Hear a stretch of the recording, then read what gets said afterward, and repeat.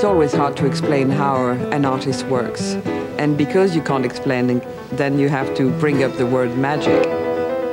His technique was impeccable. He was trained academically by his father.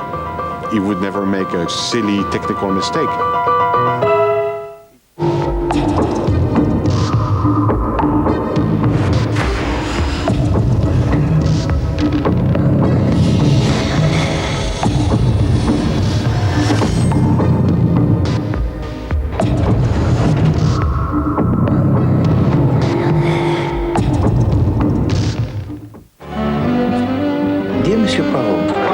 For some time now, I have been concerned that something is very wrong in my household.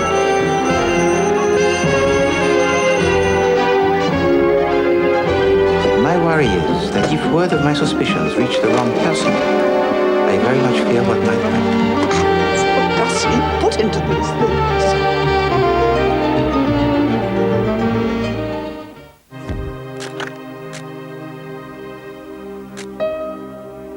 Dokumentti espanjalaisen valokuvaajan Francisco Buan elämästä. Hän joutui 7000 maamiehensä tavoin natsien uhriksi ja keskitysleiriin. Siellä hän työskenteli valokuvauslaboratoriossa ja onnistui salakuljettamaan noin 2000 valokuvan negatiivit leirin ulkopuolelle.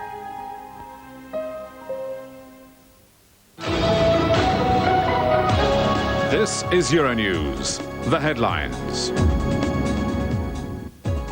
Strike back in Spain, the plan to ban Basque separatist party in wake of latest terror attack. Carnage in Chechnya, landmine kills soldiers, rebels are held responsible. Battling Legionnaire's disease, now though more than 80 people have fallen victim to outbreak in England. And tragedy for the Blairs, wife of British Prime Minister suffers miscarriage at the age of 47.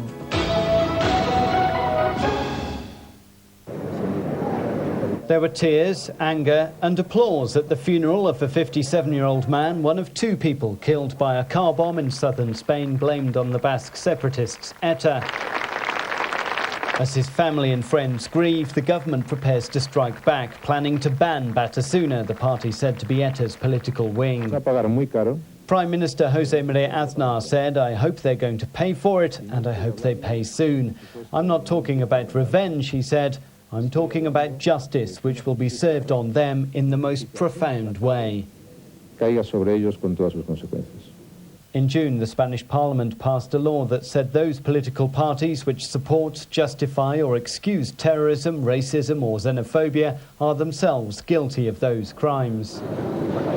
Meanwhile, in the tiny resort of Santa Pola near Alicante, the clean-up operation is in full swing. This was the first bomb blamed on ETA since the law was passed, and at the peak of the summer season, many fear it could damage the region's tourist trade.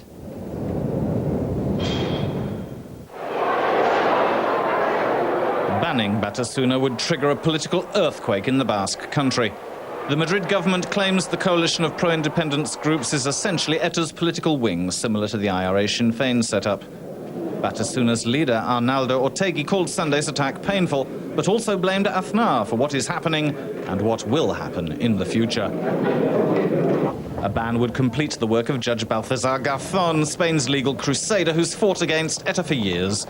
He's uncovered financial links between Basque separatists and ETA's military underground.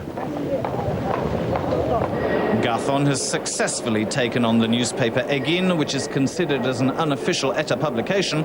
An abuse of freedom of speech, slammed the judge. The prisoners' organisation Gestoras Pro Amnistia.